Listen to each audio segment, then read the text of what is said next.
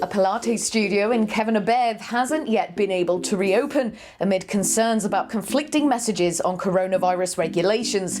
Moving services online, Helen Conway has been able to adapt and found a way to reach a wider audience. There's so much conflicting information within our industry at the moment.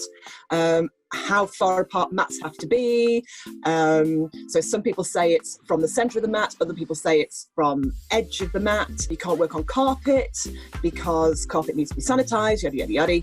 And you have to have good ventilation. So all of these things actually work against us. And we're a very small studio anyway, so we're still online. What the government are saying and suggesting, because these are all guidelines as opposed to rules of law, but what the government are saying is not necessarily what our insurance companies are coming back and saying. And that's the problem. We were obviously devastated when we had to close the studio, as everybody, every other small facility was. And so we thought, well, we have to earn a living. Both my husband and I work in the business. This is our sole income. So we thought, right, well, we're going to have to go online. It's never something we've really done before. Well, it's not something we've done before at all.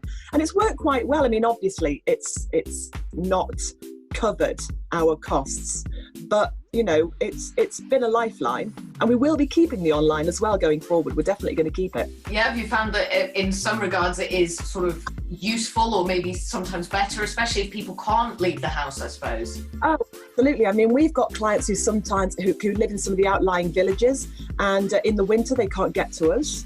So it means that they'll be able to still keep up with classes. We've had an ex-client who now lives in France joining us from France.